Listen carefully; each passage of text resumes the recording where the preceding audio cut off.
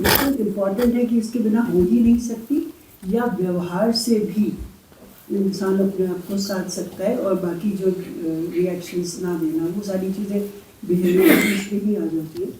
तो वो करके भी इंसान उस लेवल तक जा सकता है। हाँ, आपका कहना है कि साधना में जो नियम कायदे हैं जी, कि ध्यान के लिए बैठना है, या जप करना है, तप करना है, या समय पे बैठना ज़रूरी है, संध्या करना ज़रूरी है, वो सारी चीज़ें भी बताई जाती है कि साधना करने के एक साधक को ये सारी चीज़ें करनी चाहिए अपनी ज़िंदगी में। प्राइमरी लेवल है। हाँ, इसी से जुड़ा हुआ मेरा ये क्वेश्चन कि जोर से पूछना पड़ेगा। कि साधना के लिए जैसे बताया जाता है ना कि भाई समाधि तक पहुंचने के लिए जो उसमें अष्टांग योग में जो कुछ है, जो नियम लास्ट में समाधि, तो वो चीज़ ज़रूरी है मतलब छलांग लगाने के लिए, या मतलब हमें जो मतलब ऊपर ऊंचाई तक पहुंचने के लिए, कि मतलब जैसे आपके मार्गदर्शन में जो भी हो रहा है वो काफ़ी है, वो सभी इसी में नियत है, या हमें अलग से जो यम नियम जो भी मतलब बताए जाते हैं? ये जो नियम कायदे साधक को पहले शुरू में बताए जाते हैं, ये आरंभ के लिए ज़रूरी है ना। जब आरंभ होता है तब उससे कहा जाता है कि नियमित साधना करो, यह करो, वह करो, इस पे ध्यान दो, उस पे ध्यान दो। ये शुरुआती दौर पर है। तो शुरुआती दौर में चूँकि वह बहुत ज़्यादा रोबोटिक है, बहुत ज़्यादा वह हिप्नोटाइज्ड है, तो उसके हिप्नोटिज्म को तोड़ने के लिए बार बार यह चीज़ें दोहराई जाती हैं और उसको एक इस प्रक्रिया में लगाया जाता है। लेकिन बहुत जल्दी उसको फिर यह बोलना पड़ता है कि इसे भी रोबोटिक नियम मत बना लो। जैसे उसकी सजगता बढ़ती है, इसे रोबोटिक नियम न बना लो, किसी शेड्यूल को फॉलो करने की ज़रूरत नहीं है। हाँ, लेकिन सहजता से यह चीज़ें होती रहे तो बड़ा अच्छा है। होश से और सहजता से जीवन में साधना की विधियाँ वगैरह होती रहे तो। और अगले चरण में फिर उसे बताया जाएगा कि साधना पार्ट टाइम नहीं होती है, साधना फुल टाइम होती है।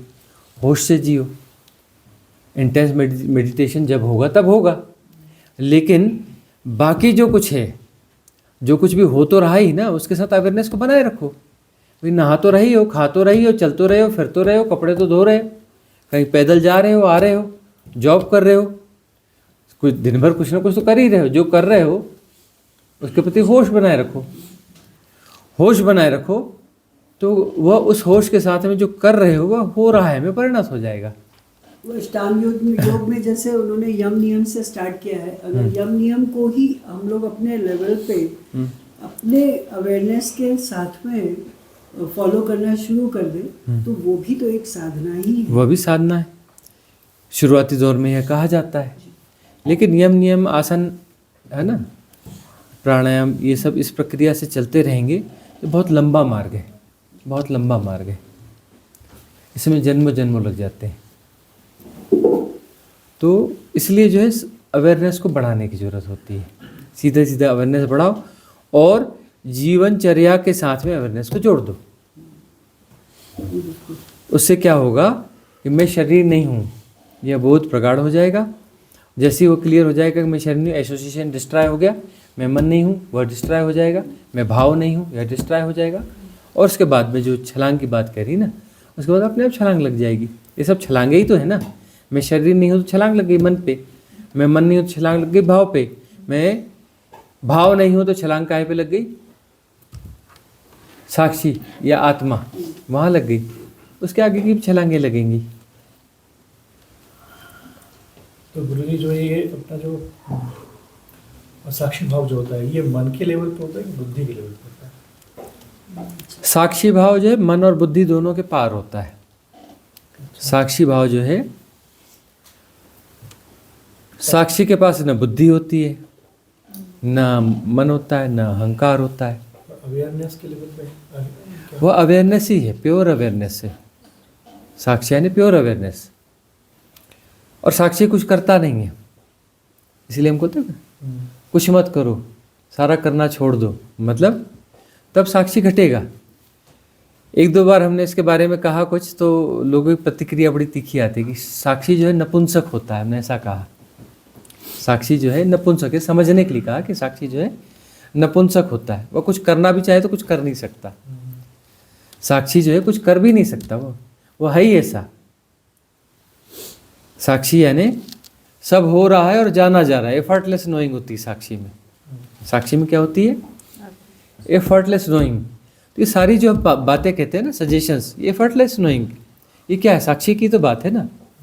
तो साक्षी को तो ऐसे नहीं पहचाना ये साक्षी है, पकड़ लो इसको, साक्षी को पकड़वाने वाली चीज़ तो है नहीं। तो हम ये कहते हैं एफर्टलेस नोइंग। एफर्टलेस नोइंग यानी साक्षी में प्रतिष्ठित हो गए। अकर्ता यानी साक्षी में प्रतिष्ठित हो गए, क्योंकि जो कर रहा है वो कृत्य मतलब संसार हो गया ना। करने वाला संसार है, करने वाला मतलब जो विचलन है, वाइब्रेशन है, गतियाँ हैं, ये सब संसार हो गया। और साक्षी यानी जो संसार के पार है। अच्छा, एक उदाहरण देके मैं मतलब अपनी बात रखना चाहूँगा। जैसे हम लोग चलते हैं या पढ़ते हैं या अभी आपको सुन रहे हैं, तो उस सुनने के टाइम पे ये भाव रखना है मन में, ऐसा मतलब जो मैं समझ पा रहा हूँ अवेयरनेस के लिए, कि मैं चल रहा हूँ, ये मतलब मैं नहीं, ये बॉडी चल रही है, ये शरीर चल रहा है, पैर भी ये उठे या हाथ ऐसे उठा, तो इसमें कहीं ना कहीं बुद्धि का तो यूज़ हो ही रहा है। वो तो यूज़ होगा ही ना भाई, जो टूल्स हैं काहे के लिए? यूज़ करने के लिए तो दिए हैं। टूल्स का यूज़ हो रहा है, हाँ। लेकिन उसमें जो साक्षी वाला आप बात कर रहे हैं, ना एक बुद्धि रहेगा ना मन रहेगा। तो विधि में तो सारी चीज़ें यूज़ होंगी, है ना। विधि में तो सारी चीज़ें यूज़ होंगी। विधि में हम शरीर का भी उपयोग कर रहे हैं, नहीं कर रहे हैं? शरीर तो फंक्शन कर ही रहा है। हाँ, तो विधि में तो सारी चीज़ों का उपयोग होगा, सारे टूल्स का उपयोग होगा। और मुक्ति जो है, मन से मुक्ति मन के माध्यम से ही होती है। यदि मन से भी मुक्ति होगी तो मन के माध्यम से ही होगी। मन का एक हिस्से का उपयोग कर रहे हैं, मन के, है ना, बाकी हिस्से को क्लीन करने के लिए, सबकॉन्शियस माइंड को क्लीन करने के लिए मन के कॉन्शियस माइंड का उपयोग कर रहे हैं। इवन कुछ ऐसे पैटर्न बना के डाले जाते हैं, सदगुरु ऐसा काम करते हैं, ऐसे पैटर्न बना के डाले जाते हैं जो सबकॉन्शियस माइंड में डाले जाते हैं, मतलब उसका भी उपयोग किया जाता है।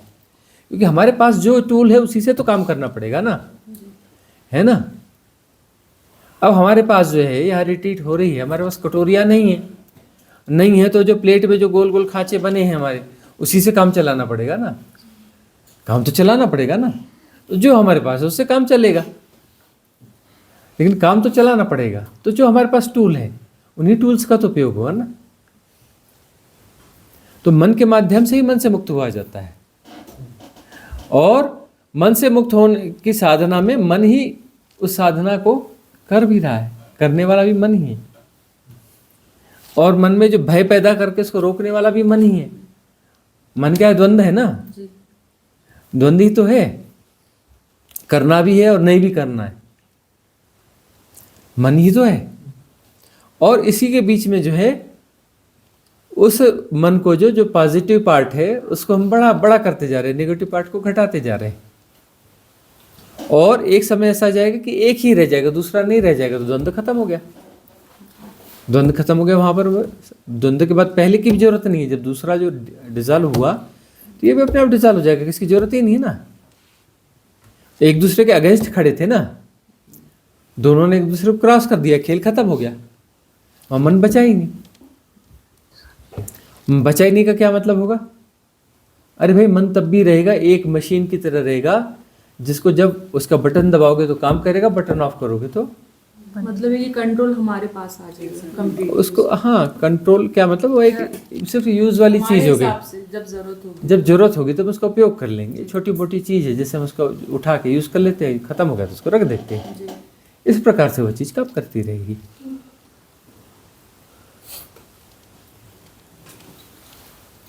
और कुछ गुरुजी जो हैपनिंग होती है वो टूल्स का प्रयोग करने से हो रही है।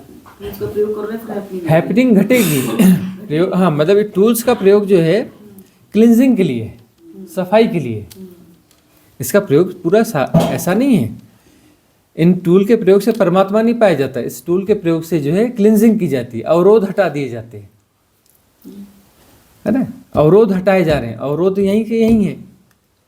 इसी का एक पार्ट जो है, अब जो है आपको कोई चीज़ है, जैसे साफ करनी है कोई चीज़, जैसे जंगलों में ऐसा होता है, वो क्या करते हैं, वो डालियाँ गिरी पड़ी रहती है ना, हमको जंगलों में पिकनिक करनी रहती है, वहाँ सफाई करनी है, तो कुछ ऐसे लकड़ियाँ गिरी पड़ी रहती हैं, उन लकड़ियों को हम इकट्ठा कर लेते हैं और हाँ उसी को बांध करके उसको झाड़ू जैसा बना करके उसी से साफ करके और बाद में उसको भी फेंक देते हैं। उसी कूड़े से उठाया और उसी से सफाई करी और उसको भी उठा के फेंक देते हैं। तो इस प्रकार की चीज़ हो गई है कि वह जो है उसी चीज़ से उसी को टूल बना करके और उसी की सफाई करके दोनों को उठा के फेंक दिया, दोनों को उठा के फेंक दिया, काम बन गया। इस प्रकार की चीज़ें क्लिनजिंग है। साधना की सारी कवायद जो हो रही है ना, ये क्लिनजिंग की कवायद है, सफाई की कवायद है। सफाई हो गई ना, कूड़ा साफ हो गया। सत्य को थोड़ी ना लाना है, सत्य को थोड़ी ना पैदा करना है, परमात्मा थोड़ी ना पैदा करना है, वह तो है ही, है ना। ये जो कूड़ा है बस ये कूड़े के में से ही वह टूल निकालने पड़ेंगे कूड़े को साफ करने वाले, और कूड़ा साफ हो जाएगा। गुरुजी, जब ये अंदर से समझने की इच्छा खत्म हो जाए कि ये चीज़ क्यों हो रही है, एक्सेप्टेंस आ जाए कि बस हो रहा है और मैं इसको स्वीकार कर रही हूँ, तो वो क्या अवस्था है? ये बहुत अच्छी अवस्था है। अंततः अल्टीमेट अवस्था तो यही है। ये समझ में आ जाए कि ये जो है इसको सुलझाने चलेंगे तो इसको पहले समझेंगे तब हम करेंगे, तो यह उलझाने वाली बात है। वो समझने में जिंदगी खत्म हो जाती है ना? जैसे अभी एक क्वेश्चन था ना साक्षी वाला, हाँ। तो मतलब मुझे ये लगता है कि इतना क्यों समझना है, इसको समझने की जरूरत क्या है? जो हो रहा है वो काफी है, उतना हमको पता चल रहा है, इतना काफी है। काफ़ी। जी अब ये ऐसी बात हुई ना, कई बार ऐसा होता है कि भाई तैरना सीखना है ना, जी लेकिन डर लगता है डूब गए तो एक काम करते हैं, बाहर जो है ना रेत में तैरना सीख जाते हैं। जब सीख जाएंगे तो पानी में चले जाएंगे। अब सीखना तो पानी में होगा, रेत में तो हो नहीं सकता, है ना। तो इस प्रकार की चीज़ें हैं कि वो उसको स्वीकार कर लो, उतर जाओ कि ऐसा करने से ऐसा हो जाएगा तो हो जाएगा, और जब उतरते हैं तो हो ही जाता है। जैसे आपने बताया था ना कि जिसको कुछ भी नहीं पता है तो वो बहुत आराम से आगे बढ़ जाता है, और जिसके पास इतना सारा गार्बेज है या इस तरीके का नॉलेज है तो उसको उसी को डिसॉल्व करने में बहुत टाइम लग जाता है, तब वो आगे बढ़ता है। हाँ। तो ये उसी तरीके की चीज़ है। उसी तरह की चीज़ है। हालांकि ऐसा कोई थंब रूल नहीं है। हाँ, मतलब ऐसा हो सकता है कि बहुत ज़्यादा इन्फॉर्मेशन और ये और वो सब करते वो व्यर्थता के बोझ से भर जाए और वो कूड़ा एक क्षण में उठा के फेंक दे। जब वो उसको पता चल जाए कि इतना गार्बेज है, एक क्षण में उठा के फेंक सकता है, और जैसे वो फेंका तो वहीं का वहीं से आत्मज्ञान उपलब्ध हो जाएगा। तो ये उसका तरीका हुआ वहाँ तक पहुँचने का। हाँ, सबका अलग अलग टाइप है, सबके अपने अपने टाइप्स हैं ना। जी। कोई समर्पण वाला है, कोई संकल्प वाला है, इस प्रकार से अलग अलग हर व्यक्ति यूनिक है, उसके अपने टाइप्स हैं। क्या गार्बेज राजा जनक के पास नहीं था? इतनी जो है इतने पंडितों को बुला के वो चलता रहता था उनका प्रोग्राम कि शास्त्रार्थ करो, बहस करो, ये करो, तो वो सब वो गार्बेज ही तो इकट्ठा कर रहा था जनक। और अष्टावक्र के आते ही वो पूरा गार्बेज उसने एक क्षण में उठा के फेंक दिया। गार्बेज तो उसके पास सबसे ज्यादा था। अब कोई महाज्ञानी ऋषि कुछ आके बोल रहा है, कोई कुछ बोल रहा है, और ऋषि के पास भी उतना नहीं होगा जितना जनक के पास होगा। क्यों? क्योंकि तो सभी को सुन रहे हैं ना, और खुला दिमाग भी था, इंटेलिजेंस भी थी, बहुत कुछ था ना। उसके बावजूद जो है उन्होंने पूरा गार्बेज उठा करके एक क्षण में फेंक दिया, और मुक्त हो गए। कुल मिला के साधना इतनी है कि गार्बेज फेंकने के लिए आप राजी होते कि नहीं? गार्बेज को फेंकने के लिए आप राजी कब होंगे? जब आप ये एक्सेप्ट करेंगे कि ये हीरा सोना चांदी नहीं, ये गार्बेज है, ये पत्थर है, कूड़ा है, ये गंदगी है। जब तक ये समझ में नहीं आएगा तब तक आप उससे मुक्त नहीं हो सकते। अब जो है बहुत सारे लोग हैं कि कुछ थोड़ी बहुत चीज़ों का रट्टा मार लेते हैं, धार्मिक चीज़ों का। आप उसके अगेंस्ट बोलिए तो आपसे लड़ने के लिए तैयार हो जाएंगे, हो जाते हैं ना, बिल्कुल लड़ने मारने के लिए तैयार हो जाएंगे कि आप हमारा अपमान करें, हमारे धर्म का अपमान करें, हम फलाना कर रहे हैं, हम ठिकाना कर रहे हैं, ये कर रहे हैं। भाई तुम समझे कहाँ हो? तुम्हारे जीवन में धर्म है कहाँ? धर्म घटा क्या, फला क्या तुम्हारे जीवन में? फला ही नहीं।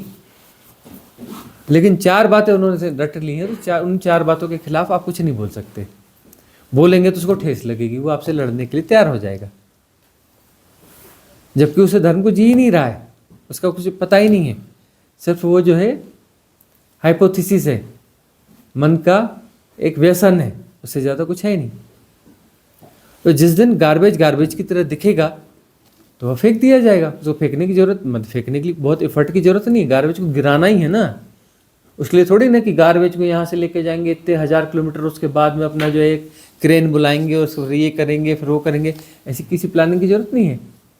समझ में आया गार्बेज और धड़ से फेंक दिया उठा के। इंस्टेंट प्रोसेस है। इंस्टेंट प्रोसेस है। गार्बेज गार्बेज की तरह दिखा यानी वो उससे मुक्त हो गए, वो डिजॉल्व हो जाता है। फेंकने का तो डिजॉल्व हो जाता है। भाई गार्बेज को कौन क्यों ढोना चाहेगा? ढो रहा है का मतलब गार्बेज उसको नहीं पता लग रहा है ना, उसको लग रहा है हीरे हैं, मोती है, सोना है, चांदी है। उसे गार्बेज दिखेगा तो काहे के लिए संभालेगा उसको, काहे के लिए उसको प्रोटेक्ट करेगा? प्रोटेक्ट कर रहा है वह, प्रोटेक्ट नहीं करेंगे तो डिजॉल्व हो जाएगा। डिजॉल्व अपने आप हो जाता है। हम उसे प्रोटेक्ट करना बंद करेंगे तो डिजॉल्व हो ही जाता है, करने की जरूरत नहीं है उसको। प्रणाम गुरुजी। मुझे पूछना था, जैसे भगवान ओशो थे तो उन्होंने भी बहुत फ़िलॉसफी पढ़ी, बहुत किताबें पढ़ी और उन्हें मतलब वहीं से एनलाइटेंड हुए थे, ऐसा मतलब कुछ बोलते हैं लोग कि वो फ़िलॉसफी किताबें वगैरह पढ़ के ही उन्हें एनलाइटमेंट हुआ था। और ओशो ने पॉलिटिक्स पे भी बहुत डिस्कशन किया है, उनकी लाइफस्टाइल भी बहुत लग्जरियस रही है। तो वो बिल्कुल अपोजिट एक थे जो पर्सनालिटी थे, बट फिर भी मतलब वो इतने महान रहे हैं। तो मतलब उनका क्या, वो कहना क्या चाहते थे वो इस मैसेज से? पहली बात तो यह एक भ्रांति है कि उन्होंने बहुत फिलॉसफी पढ़ी और इस कारण वो एनलाइटेंड हुए। वह तो पिछले जन्म के ही एनलाइटेंड हैं, है ना। तो 700 साल पुराना जो उनका जन्म था, उसमें अंतिम समय में उन्होंने शरीर छोड़ने की जो प्रक्रिया है, अंतिम साधना है, एक संथारा से भी बहुत आगे की उच्च विधि है, उस विधि के तहत उन्हें शरीर छोड़ना था और 7 डेज़ का जो है उनका वह प्रोसेस था। तो उनके पट्ट शिष्य ने उनकी हत्या कर दी थी। ठीक उस घड़ी में हत्या करी, उस क्षण में पूरे कैलकुलेशन करके हत्या करी कि इनका एक जन्म और होना चाहिए, एक से ज़्यादा भी नहीं होना चाहिए और एक से कम भी नहीं होना चाहिए, अंतिम जन्म और होगा, सगदागामी हो जाएंगे। तो 3 दिन और बचे थे उनकी साधना को और उस समय बराबर वह उनकी हत्या करी। और वह हत्या करी तो उसके कारण उनका जन्म हुआ। और जब जन्म हुआ तो बच्चा क्या करता है, पैदा होने के बाद में रोता है। वो मौन साधना में थे, बच्चा रोता है, वो नहीं रोए। बच्चा दूध पीता है, उन्होंने दूध नहीं पिया, कुछ भी नहीं खाया पिया 3 दिन तक। 3 दिन बचे थे, तो 3 दिन तक जो है उन्होंने कुछ भी नहीं खाया पिया और ना ही वो रोई। 3 दिन जब वो 7 डेज वो कंप्लीट हुए, उनके 4 दिन पिछले जन्म में हो गए थे और अभी 3 दिन पूरे हुए, तो फिर जो है उसके बाद वो रोए। उसके बाद नॉर्मल बच्चों की तरह ग्रो हुए। तो उनकी साधना तो काफ़ी उच्च अवस्था में थी और अनफोल्ड होती चली गई थी। लेकिन उनको जो है, जो हत्या की गई थी, उनकी जो पर्पस था, उस पर्पस के लिए वो सारे फिर कृत्य करने पड़े, उन्हें पढ़ना पड़ा। क्योंकि इस एरा में उन्हें जो भूमिका दी गई थी, जिसके कारण वह उनकी हत्या भी डिज़ाइन की गई थी, उसमें इजोटेरिक ग्रुप भी इन्वॉल्व था और सब कुछ इन्वॉल्व था। और जो है वह शिष्य भी बहुत ऊंचा साधक था जिसने हत्या करी। उस इजोटेरिक ग्रुप ने उसकी मदद से वह चीज़ क्रिएट करी कि यह व्यक्ति जो है मेधावान है, इंटेलिजेंट है और इसको नेक्स्ट एरा, जो एक महान एरा है, उसका सूत्रधार बनना है। वह सूत्रधार बनने के लिए वह घटना रची गई, उसमें कुछ गलत कुछ नहीं था। और उनका यह जन्म हुआ और यह जन्म जो है फिर उसमें उन्हें जो देना था, क्योंकि यह ज़ॉम्बीज़ का युग होने वाला है, तो ज़ॉम्बीज़ के युग के लिए जो चीज़ें दी जानी चाहिए, जो टेक्नोलॉजी से बहुत ज़्यादा ग्रस्त होगी और जो बहुत ज़्यादा इन्फॉर्मेशन और टेक्नोलॉजी से उलझे हुए लोग रहेंगे, तो उन्हें जो डिलीवर किया जाना चाहिए उसके लिए उन्हें वह तैयारी करनी थी। तो बचपन से वो किताबें पढ़ते थे और उन्होंने जितनी किताबें पढ़ी, यह विश्व रिकॉर्ड है। ऐसा कहा जाता है कि उन्होंने 1.25 या 1.5 लाख किताबें पढ़ी, पर एक्चुअली उन्होंने 2.5 लाख से ज़्यादा किताबें पढ़ी हैं एक्चुअली। और वह जो है पिक्टोरियल मेमोरी के क्षमता के धनी थे, है ना। मतलब यह कि उसने कोई भी बुक पढ़नी है तो किसी भी बुक को ज़्यादा से ज़्यादा 1 सेकंड सिर्फ देखना होता था। पेज देख लिया, पन्ना पलट लिया, फिर पेज देखा, फिर पन्ना पलट लिया, 1 सेकंड लगता था बस। उनको सिर्फ देखना भर है और उनका पढ़ना हो गया, और उसको कभी भी नहीं भूलेंगे वो। विथ पेज नंबर उन्हें पता होगा कि कहाँ क्या है। तो उनके पास पिक्टोरियल मेमोरी थी। तो उन्होंने किसके लिए पढ़ा? इसलिए पढ़ा कि इस गोल्डन एरा में चूंकि डेटा का बहुत ज़्यादा महत्व रहेगा, संदर्भों का बहुत महत्व रहेगा, है ना। बहुत सारी चीज़ें जो है जैसे रिसर्च पेपर और थीसिस होती हैं, उससे ग्रस्त ये समाज होगा। तो थीसिस और रिसर्च पेपर वाली जो प्रक्रिया है, उस प्रक्रिया को उन्होंने अपनाया। उसमें बहुत सारे उदाहरण दिए कि इसने यह कहा, उसने वह कहा।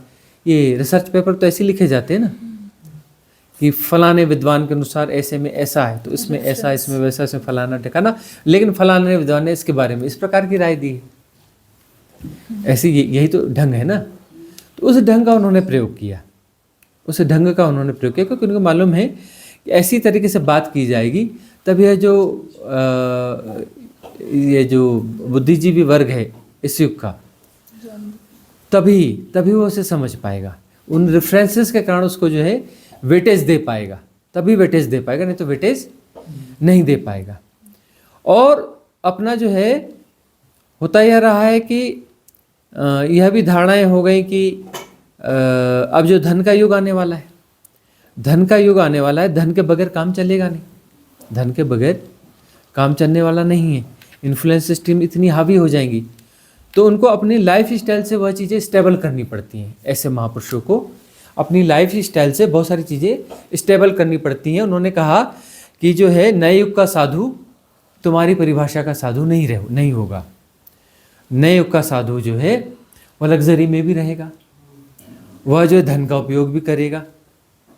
उन्होंने नई परिभाषाएं गढ़ी, नई परिस्थितियां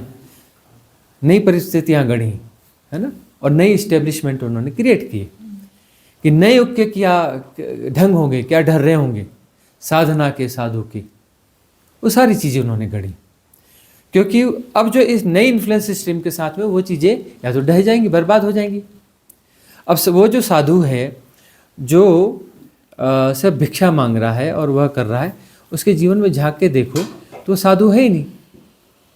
वह तो चोला ओढ़ के बैठा है और अपना जो किसी प्रकार से रोजी रोटी, भिक्षा का ढंग उसने बदल लिया कि उसमें भिक्षा थोड़ी मुश्किल से मिलती है, इसमें थोड़ी आसानी से मिल जाती है, पर उसके जीवन में वो क्वालिटी तो है ही नहीं। वह तो भिखारी है, भिखारी ने अपना एक भेष बना लिया साधु का और अपना उदर पोषण कर रहा है, उसके जीवन में साधना नहीं है। तो ऐसे जो है जो साधना वाले साधु हैं, इनकी संख्या तो रेयर होगी, बिलो 1% होगी। 99% तो कौन से हो गए? जो भिखारी हैं उन्होंने गेरुआ पहन लिया, भिखारियों ने गेरुआ पहन लिया और फिर कह रहे संत बदनाम। अरे वो संत है ही नहीं, भिखारी है। उसने जो है भीख मांगने के ढंग के लिए, जैसे बहुत सारे लोग रहते हैं ना, अपना क्या दो, अंधे को भीख दे दे और अपना नोट फटा हुआ देते। फटा हुआ नोट क्यों दे रहे हो भाई, है ना। अंधा है, वो बोलता है ये फटा नोट क्यों दिया, ये अपना भीख में भी क्या दे रहे हो, बोले 2 रुपये दिया। जिस महंगाई के ज़माने में 2 रुपये में कुछ आता है? कौन बोल रहा है? अंधा बोल रहा है। तो इस प्रकार की बातें हैं। तो उन भिखारियों ने क्या है, वो जो तरह तरह के स्वांग रचते हैं, तो उन्होंने ये भी स्वांग रच लिया कि उन्होंने गेरुए पहन लिए। तो अब जो है साधु को कैसा रहना चाहिए? पढ़ा लिखा भी होना चाहिए, इंटेलिजेंट होना चाहिए, उसके संदर्भों के बारे में बातचीत करते हुए आनी चाहिए। जो सच का साधु है, सच का संत है, सदगुरु है, तो सदगुरु को तो वो सारी इन्फॉर्मेशंस होनी चाहिए, क्योंकि वो किस युग से बात कर रहा है, किस एरा में बात कर रहा है, किन लोगों से बात कर रहा है, उनके उसके अनुरूप बात करनी पड़ेगी ना, उनके संदर्भ उनको देने पड़ेंगे ना। तो उन्होंने पुराने मिथक तोड़े। पुराने मिथक इसलिए तोड़े कि उन मिथकों के साथ में वह जो है जो संत परंपरा है, जो सद्गुरुओं की परंपरा है, वो नष्ट होने का खतरा था। इसलिए उन्हें नया कुछ गढ़ना पड़ा, जरूरी था, इसलिए गढ़ा। और चूंकि ये नए युग के, नए एरा के सूत्रधार हुए, कौन? ओशो। तो गढ़ना तो सही नहीं पड़ेगा ना, क्योंकि वो तो सूत्रधार है, सूत्रधार ही तो गढ़ेगा ना। तो उन्होंने गढ़े, नई चीजें गढ़ी। अगला प्रश्न किसी का है?